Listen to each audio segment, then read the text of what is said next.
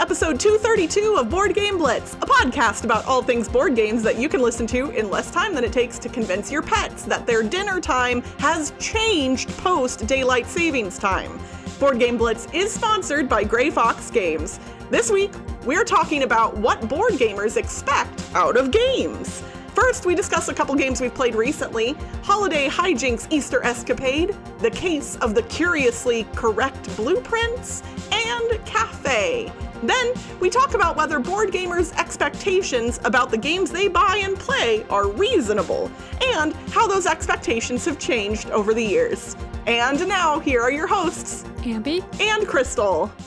Recently, I got to play a review copy of Holiday Hijinks number 8, The Easter Escapade, which is one of the Holiday Hijinks escape room games. These are games that come 18 cards, and it's an escape room, designed by Jonathan Schaffer, published by Grand Gamers Guild. I've talked about the other ones before. And we've interviewed Jonathan here on the podcast. Yeah, so you can go check out that podcast for more details on Holiday Hijinks in general.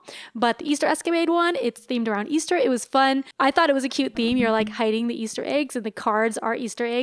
Like the back of some of the cards have Easter eggs on them. And so they were split up into like 2 to 3 puzzles per time area.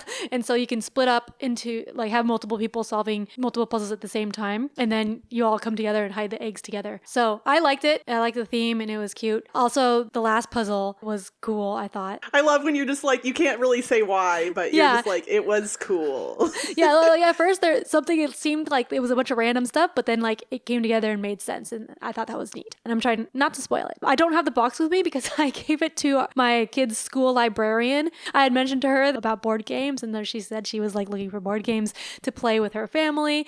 And then so I mentioned like the escape room games because she was looking for cooperative games. And so I gave her some of the Holiday Hijinks games that I've played so that she can try them out. And she's going to try them out during spring break. Also, like those might be good for kids too. So maybe she'll be able to try them. I've not played this one yet, but look, ta-da! I have the box for this one. Yeah, you should play it. You get to hide eggs. Well, that sounds like uber fun. Yes, I have this one and have not played it yet, but that's what it looks like for those of you watching on YouTube. Yeah, and I guess I'll see, or I don't know if the librarian I'll have to like ask her if she plays it or if she like gets to play it with any of the kids at school or anything. That would be neat. Another review copy that I got and played recently is The Case of the Curiously Correct Blueprints. This is published by Bluefish Games, designed by Ace and Anna Ellett, but here it says it's an Els and Ernie mystery. So this is themed around a book club. So like the packaging is all saying like the book club thing. Here on the back it says about the author. They say write about what you know. Bug T. Carroll is not a criminal mastermind. Definitely not. So it's like a book and it has like fake book review things on here. And so when you open it up, there's a letter. This is a escape room style puzzle game, not escape room. There's no timer or anything, but it's more like an audio book club puzzle game. On BGG, this says it takes 180 to 300 minutes playing time. I actually played it in 2 separate sessions and took a total of about 2 hours and 40 minutes. So pretty close. Yeah. So the theme is like, you're supposed to be part of a book club. Someone reads the book and then sends it to you to read, and then like you talk about it at book club. But the person who read the book before you, Stephen P. Hinks, which that's the same person in some of their previous games. They did the Curious Elevator of Mr. Hinks, was an escape room game that we had reviewed from them a while ago. Yeah, we've also done a couple of the Mr. Hinks games. Yeah. Yeah. And so like it's in the same universe, but anyways, so he read this book and then dropped it in a vat of toffee or something. So he can't send it to us. And so he records his own audiobook of the abridged version of the book, what he can remember, but like leaves off parts for you to fill in yourself because he doesn't want to spoil it for you. So that's the theme of the game, which is hilarious. It has 5 parts. So it has like this little envelope, a little packet that comes with a pen and a bookmark and stuff. And then it has 5 envelopes that have flyers and stuff and different things. These are the puzzle parts. So each part comes with the narration. There's a website. You're going to use the website, listen to the narration. There's also a transcript for you to read if you don't want to listen to it, or like you can read while listening to it. But the narration is just flavor. Like you don't need that for the puzzles. And then like after the narration, then you can do the puzzles and you enter the answer into the website and then continue. The website also has hints. The hint system is really nice. It has hints for each section. So there's like 4 or 5 items in here. And so there'll be a hint like for this item, hint 1, hint 2, hint 3 for each item. And the puzzles were fun. I enjoyed them. Each item, usually it would have a puzzle in each one, but sometimes they're interconnected. interconnected, and there was a variety of puzzles, and I enjoy that. They have a really nice variety of things in their games, like little trinkets and different types of puzzles and just like little fun tidbits and things that you don't always see in other companies' content. Not that others are bad, but this one just, there's always a little bit of surprise and delight there. Yeah, so like all the stuff in here is like paper-based stuff. It's not like anything fancy metal keys or anything. So it's all like papers and stuff for the puzzles. But there was a mixture of like word puzzles, math puzzles, logic puzzles. I thought it was cool how some of them interconnected and stuff. You can write on the materials and then you wouldn't be able to reuse it, but you can also not write on them. So I ended up writing on like separate notes, and so I can pass this on to something else. There was one item where I had to fold it, but it says right on it, fold here. So like that's not really a spoiler, and I don't think it would ruin it passing it on to someone else, because that would be fine. So I enjoyed the game. I used hints once and I liked how the hints are laid out. The hints also, like with the interconnected items, like I think that's what I needed the hint for, because I wasn't sure like what order to solve them in. And so I looked for the hint for something and it's like, you need this other part first. I'm like, oh, okay. So if I'm stuck on something, it lets you know like, oh, did you solve this other thing first? And like, oh, okay. That's why I didn't know what to do with that part. And then for the audiobook part, I enjoyed the story. I don't listen to audiobooks, so I don't have much to compare it to, but I thought the audio part was nice. It had like Stephen P. Hinks telling the story, so it's like an old man voice,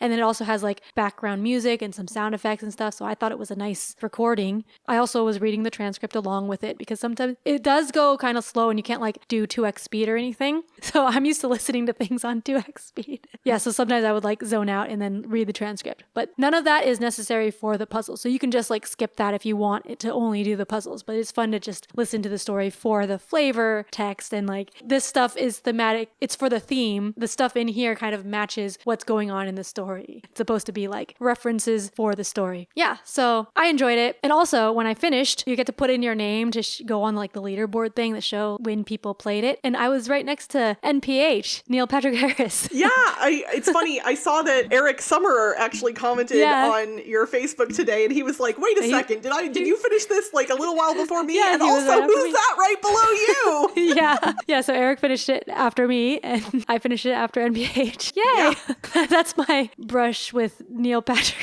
Harris. That's the closest you've come. I've gotten to. You're on a leaderboard right next to him. Yeah, but yeah, that was the case of the curiously correct blueprints. Well, I wanted to talk about a game that I actually got to play at Dice Tower West. Speaking of Eric Summerer, he was actually the one who taught it to me. So that's a nice little segue there. The game is called Café. It was published in 2020 by Pythagoras. It also lists 16 other publishers on Board Game Geeks because it's a Portuguese game, so I'm guessing that it's being distributed to different countries via different publishers, but Pythagoras is the main one listed on BGG. Designed by Costa Rola. Probably mispronouncing that name, and I apologize for that. So Café is a card placement, action selection, pick up and deliver style-esque game where you are producing, processing, and shipping coffee, either to different little cafes or to your warehouse. The way the game works is players in turn order will draft new cards to add to their tableau. All of the cards are the same size. They're not standard playing cards. They are large. I would say even larger than tarot cards. It's kind of hard to describe the size, but they all contain a grid, a 2x3 grid. So they have 6 squares worth of content on them. Then when you draw a new card and add it to your tableau, you are required to cover up at least 2 squares worth of squares from other cards that are already on your tableau. You can cover 3 or 4, but you have to cover at least 2. There are some squares that are blank, but most of them have things in them. So inevitably when you're adding new things to your tableau, you're often having to cover up things that you already have in your tableau. And those squares show the different actions that you can take, as well as different places that you can put your coffee beans to do things with them. So there's 4 different colors of coffee beans that you can produce, and those are all represented by cubes. and there are squares that will let you produce certain types of cubes. Then you can take those cubes and move them to other squares to dry the beans. Then you can move cubes to other squares to roast the beans. And then once the beans are roasted, you can ship them using particular squares, and they can go either to your warehouse or to different cafes, which are also located on the cards in your tableau. And certain cafes will want certain colors of coffee beans. Your warehouse can hold any colors of coffee beans, but at the end of the game, you'll score points based on the 2 colors of coffee beans that you have the least of. So you want to try and kind of keep things somewhat equitable in your warehouse. You also have to spend cubes from your warehouse to acquire new cards sometimes, because the cards will also have coffee cups on them. And what's neat about the coffee cups is they will give you additional actions on your turn. So a single action is like, okay, I produce red coffee beans. But you can get more coffee cups into your tableau by paying for cards that have coffee cups when you draft them. And now you can do more actions on your turn, up to a total of, I want to say it was like 8 total actions that you can take on your turn if you get enough coffee cups. So toward the end of the game, you're doing a lot of different actions, and optimizing those actions throughout the course of the game is definitely kind of where the strategy comes in, because you can do different things on different cards, and it doesn't always have to be a single square that you're activating. Like if you group different beans all together in a single area, you can produce on all of them at the same time. So placement of the cards and action optimization all have to kind of synergize to get you to do things well. The game can be played anywhere from 1 to 4 players, and it plays very similarly solo that it does with multiple players. It's a nice little satisfying action selection game. I really, really liked it. The artwork is somewhat minimalistic, but nice, and it was really fun. I also found out that it is in alpha on Board Game Arena, so I will be able to play it digitally, which is very exciting. But I think I'm probably going to pick up a copy of this one for my collection as well, because I think it's relatively easy to teach. The theme is nice and cozy, because who doesn't love a good cup of coffee? And yeah, I just really enjoyed this one quite a bit. Oh, Ambie's raising her hand. She does not enjoy a good cup of coffee. You enjoy a cup of tea, but there's no tea in this game. Maybe I haven't had a good cup of coffee. I don't know. Some people don't like coffee, but do you like the smell of coffee? Most people, even if they don't like the taste, like the smell. So yeah, I like the smell. I like coffee ice cream. You can just think of the smell. Ooh, coffee ice cream is very good. So basically, if you like coffee ice cream, then you just need a coffee with lots of milk and sugar in it. And anyone that tells you that that's not real coffee is no. Like, don't let the haters win. If that's the way you like your coffee, I don't think it's the coffee I like. Well, I mean, do you drink cups of just milk and sugar with no coffee in them? I guess that's kind of like a milkshake. No, but I've eaten sugar, just sugar. Like, I like just sugar. Plain sugar? Yeah. A spoonful of sugar does make the medicine go down. Fortunately, I do not need any sugar for this game because it goes down smooth regardless. And yeah, I really enjoyed it. Even though it came out in 2020, I had not heard about it. So I don't know when it got published here in the States or if it just slipped my radar because of the pandemic. But yeah, I'm glad it's getting added to Board Game Arena, and I am looking forward to playing it a bunch more in the future. So that's cool. Café. All right, Ambie, for our thematic segment today, we are talking about expectations. So I wanted to start this off. It's one of those things that I think we as board gamers don't consciously think about a lot. But if you were to buy a new board game and open it up, there are certain things that you expect to be present in that box, both physically and kind of ethereally, I guess, not necessarily just in their physical components, but there are certain expectations that we have for what should be present when we open a board game box. What would some of those things be? Rule book.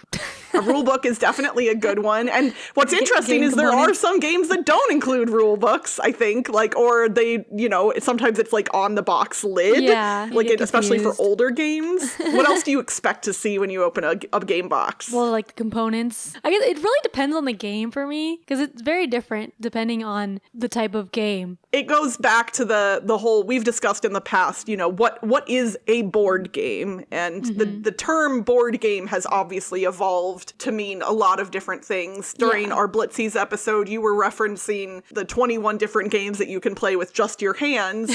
And oh yeah, that was just a book. Right, that it was a book, and the games referenced in that book are not board games, but nitpicking over certain definitions is obviously less productive. But we as gamers do have come to expect certain things out of the games that we play, and those expectations, I believe, have changed over the years, especially as hobby gaming has become more prevalent. And I wonder for publishers how they approach the creation of their games, knowing that we are expecting certain things out of them. I think with a lot of Kickstarter and deluxe editions now too, like people expect better components and like better inserts and stuff. So you're expecting to have shaped meeples or custom minis and stuff and colorful things and then high quality cards and everything fitting in the insert and the little cover things on the inserts. Oh, and like I think we mentioned a while ago, like plastic baggies now are like standard coming in game boxes. Whereas before it was like, oh, this game came with the baggies. Like that never happened before. Yeah, now it's just and now it's sometimes too much. Sometimes it's like so many baggies.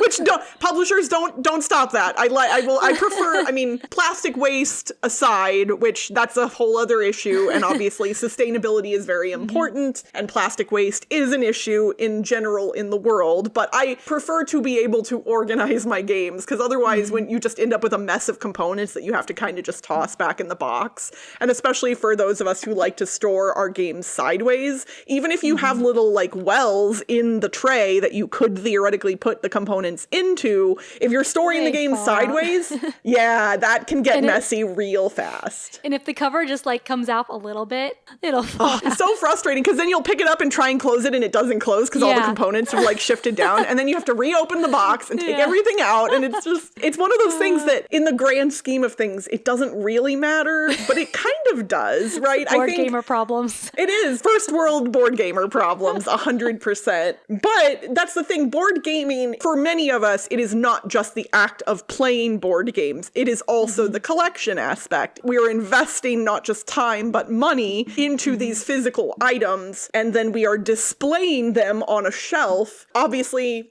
to be looked at to some degree by us or potentially other people who come into our homes. So there is, I think, some expectation there that not only should the box be functional, but it also maybe needs to look good too. And so I think art expectations have definitely increased over the years as well. If you look at games from the 60s or the 70s or even the 80s, you will see a lot of stock photography style art on the backs of the boxes where it's just a photo of like a cookie cutter white family playing the game, like on the back of the box, which is really not helpful at all. Like it doesn't provide anything meaningful to see people on the box playing the game that's in the box. Well, at least it has like a picture of the game, right? So that's you true. Can see. Like that's for something helpful. like Mousetrap, maybe that's neat, right? To see the whole little Rube Goldberg machine set up. But in most, like I don't need to see you playing Monopoly. But if there's like no picture of the game on the back of the box at all, then it's like, what is this game? That's true. I do like having that. Having an idea of what it will look like when it's set up on the table. Like, the game set up or something. I guess back then the rules were also probably a little less detailed, maybe. And so having that picture could have been beneficial for that reason as well. Speaking of like boxes back then too weren't really made to last. No. Like for example, Hungry Hippos does not even fit back in the box after you assemble it for the old one, because like you snap in the hippos and then they're bigger than the box and you can't really take it apart anymore. But now like the new one, they have it like fold in and it actually fits back in the box, which is nice. But like now like hobby board games, those boxes are a lot sturdier and people expect the boxes to not have any like dings in them at all. That's a whole, I could rant on that for like a while. I understand if you're your board game gets shipped to you and it ends up like demolished by the time it gets to you, that's one thing. But the number of people I see online complaining about like a like mushed corner of a box, like it only affected like the top, right, of the box, and it's like just mushed a little bit. I get that you want things to look pretty, but if it's not affecting the functionality of the box at all, that to me, especially when they like reach out to the publisher and they're like, you need to replace this box, like no, they don't. That's like expensive. Physical items are going to get damaged in transit, and the publishers who do ship out replacements for those types of things, good on them. Honestly, like that is above and beyond as far as I'm concerned. But yeah, I think there are some gamers who nitpick the little bits of damage a little bit more than they probably should. But we do expect the boxes to function over time. That is important, right? You should be able to open and close the box a lot and have it still function as a box. Yeah. I still have, we've talked, about the games that I've carried over from my childhood, and those boxes are not in good condition. Like my Omega Virus and Mall Madness boxes, they are in rough shape. And I honestly, at some point, should probably like do some reinforcing with tape or something like that. But yeah, they don't hold up the same way that modern boxes do. Yeah. I remember like having to tape a bunch of our boxes when we were kids. Also, like kids are a bit more rough with their boxes. So even the modern boxes for some of our kids' games, those I've had to tape up. But yeah, like the older games, they don't last as long. So aside from the stuff that's on the outside, once you get into the box, we said we expect to see a rule book or a rule set, I would say, of some kind, whether that's printed in the box or printed into a booklet, components of some kind. If you're sending us a box, it's got to have something in it. And then I would say that in general, there needs to be an experience of some kind contained within that box. Obviously, that's a very broad and vague term, but the other parts combined need to create something unique. And that is what the game itself should be. Yeah, I guess that's what we're expecting when we're playing the board game. We're expecting to have an enjoyable time. I think that, as you mentioned earlier, kind of the past, I would say, decade or so of Kickstarter games has probably led to some really good changes in board game production because it has allowed smaller publishers to do bigger things, because when they're getting the money up front, it makes it a little bit easier for them to, I would imagine, like for cost purposes and figuring out what they can afford and all of that, like to put in some fancier stuff. But I think it also potentially sets expectations higher for the future.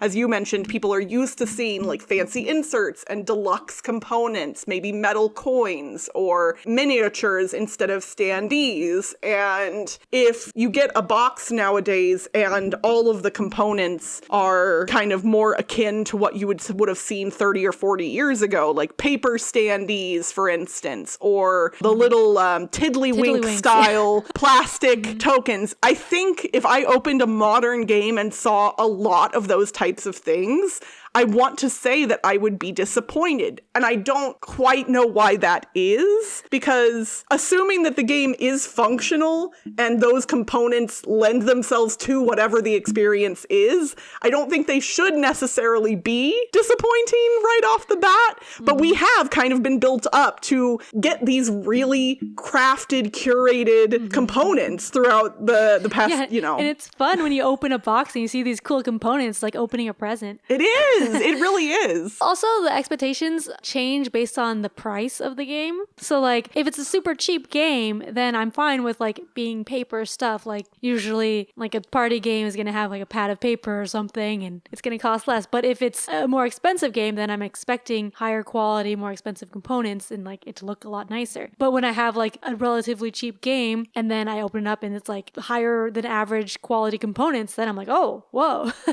that was better than expected. So yeah, it can go the other way too. That's absolutely true. And I think that tends to happen more often than the opposite. I think I've been more impressed with the production quality of a lot of games over the years. Maybe because than like I've been. we're used to older games, and so Yeah. now like manufacturing has allowed people to make better quality games, and we're still thinking about 10 years ago. Well, and the growth of hobby gaming just in general has also led to publishers being able to take larger risks and do larger print runs of games, which when you produce things at scale, obviously the costs go down. So, you know, you can get better components for theoretically the same or similar costs to the cheaper ones if you're producing them in a smaller scale. But I do think that that has been an issue for smaller publishers that they've had to kind of figure out how to deal with. And Kickstarter has helped with that a lot, but then there are still small publishers who don't want to go the crowdfunding route and who have to end up charging more for their games if they do in fact want to include fancier components. But it seems like for those types of publishers, they usually have kind of already found their audience, and their audience wants what they're making generally. And so, you know, it's always kind of determinative based on who's buying your games, what types of games you're making. Yeah. There's a lot of different factors at play there. So would you say that most board gamers have reasonable expectations when they open a board game box? Probably. I don't actually know most board gamers.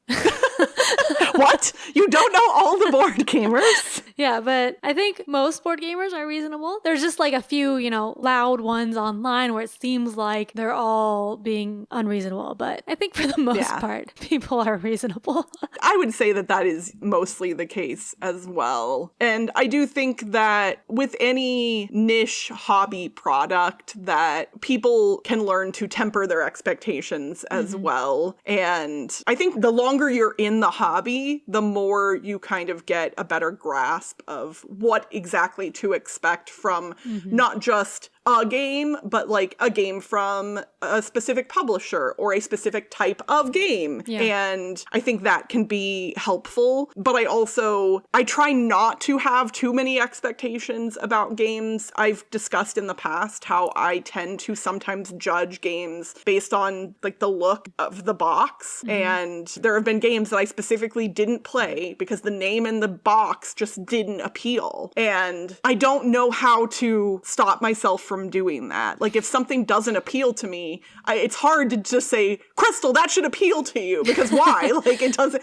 One example is a push your luck dice game that I somewhat recently learned, and it's called Gang of Dice, and I hate the box cover. I hate it so much. My brain does not like it. And there's nothing wrong with it per se. My brain just doesn't like it. I don't like the name of the game either. And yet the game is super fun. It's a light push your luck dice rolling game, which is a genre I really enjoy. And I do like this game. But the box and the title, I do not like. I don't like them. I just don't. I'm actually looking at the box cover now, and I think it looks cute. So it doesn't make any sense to me. Like, why is the box a person with a mustache and sunglasses and a suit? And it's a push your luck dice rolling game. It's weird. But the game is really quite fun. So I actually do recommend the game. But yeah, it's one of those things where I don't know how to subvert my own expectations in some of those instances. But you don't always have to, because there's just so many games that come out. So part of that is just you need at to a certain point you just have to filter. throw some stuff to the wayside, I guess. You can't play everything, so if your brain decides you don't like that one, then I guess you don't like that one. Yeah. And that's it for this week's Board Game Blitz. Visit our website, boardgameblitz.com, for more content and links. This episode was sponsored by Grey Fox Games. If you missed the Champions of Midgard 10th Anniversary Collector's Edition on Kickstarter, don't worry. Late pledges are available, so you can still grab a copy. And don't forget that whenever you shop at greyfoxgames.com, you'll get 10% off your entire cart, including exclusives, by using the code BLITZ10 at checkout. Join the Blitzketeer community on Discord for game nights, discussions, and more by following the link in the show notes. Support the show by leaving us a rating and review on your podcast provider. And if you like us a lot and want to support us monetarily and get some cool perks, check out our Ko-fi at ko-fi.com/boardgameblitz today. Our theme song was composed by Andrew Morrow. Until next time, I'm the one who wants to game with you. Deep inside, I hope you love games too.